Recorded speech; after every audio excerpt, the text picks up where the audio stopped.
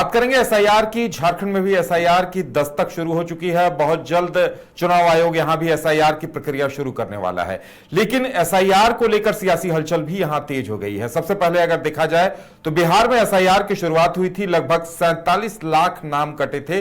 और बंगाल में जिस तरह से एसआईआर हुआ, एसआईआर को लेकर कई तरह के विवाद सामने आए, मामला पूरा अदालत की चौखट तक पहुंचा, लेकिन कुल मिलाकर जो जानकारी आई, लगभग 90-95 लाख लोगों के नाम बंगाल में कटे हैं।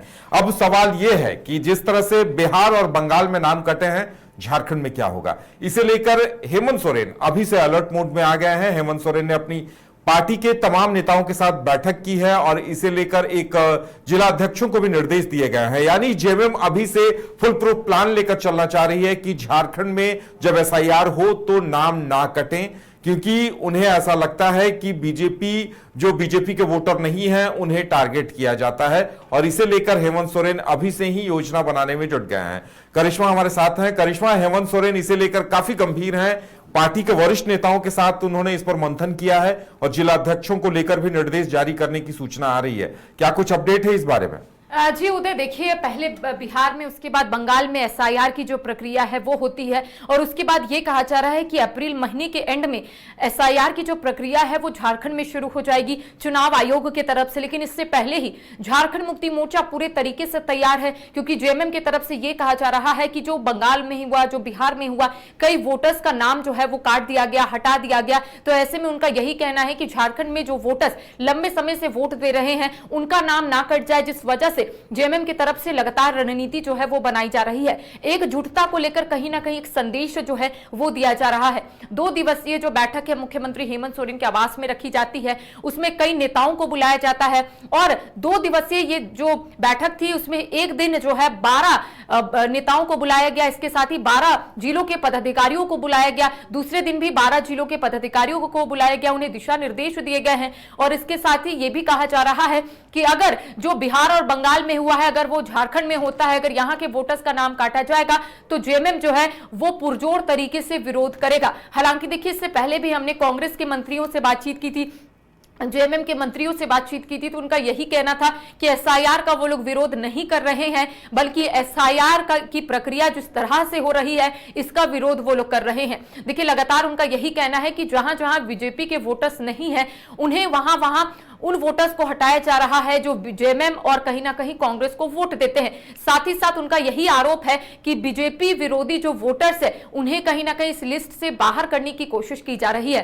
देखिए, बिहार में जो राजनीतिक बदलाव हुए, यानी कि बिहार में अब नए जो मुख्यमंत्री है सम्राट चौधरी है, इसको भी लेकर कहीं ना कहीं झारखंड की सत्तारूढ़ पार्टी जो है जेएमएम, उनका यही कहना है कि प्लानिंग प्लॉटिंग जो है पहले से चल रही थी कि कैसे नीतीश कुमार को हटाकर सम्राट चौधरी को मुख्यमंत्री बनाना है। लेकिन जब वहां पर विधानसभा का चुनाव चल रहा था बिहार में, उस वक्त जब एसआईआर की प्रक्रिया हुई, कई लोगों का नाम काट दिया गया। उस वक्त भी यह कहा जा रहा था कि षड्यंत्र के तहत जो है बीजेपी उन वोटर्स का नाम हटा रही है जो बीजेपी को वोट कभी नहीं दिए हैं। दूसरी तरफ जब बंगाल में चुनाव है तो आप अभी देख रहे होंगे लगातार बड़े नेताओं का बीजेपी की तरफ से दौरा हो रहा है। खुद प्रधानमंत्री नरेंद्र मोदी वहां पर थे, गृह मंत्री अमित शाह भी पुरुलिया गए थे और उन्होंने भी कई वादा किया है। उनका कहना है कि अगर बंगाल में बीजेपी की सरकार आती है तो कुड़माली को 8वीं अनुसूची में शामिल करेंगे। कई वादे उन्होंने किए हैं, लेकिन इस बीच एसआईआर को लेकर कहीं ना कहीं सियासी सरगर्मी तेज हो गई है।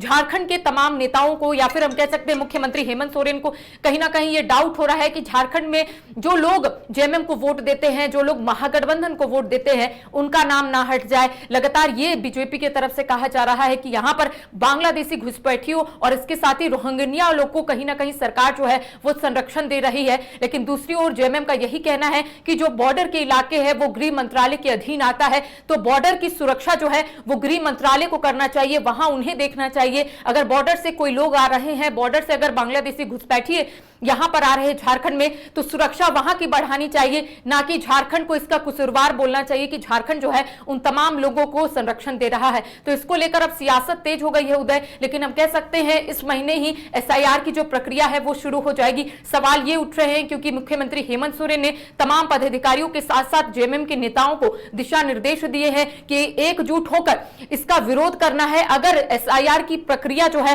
वो गलत तरीके से होती है तब विरोध होगा। अगर इसके साथ करिश्मा, सभी को कागजात दुरुस्त करने के लिए अभी से निर्देश दिया जा रहा होगा और जो जेएमएम के जिलाध्यक्षों को जो निर्देश दिया गया है शायद वो यही है कि आपके जो समर्थक हैं उन सबको कह दें कि भाई अपने कागजात दुरुस्त करें।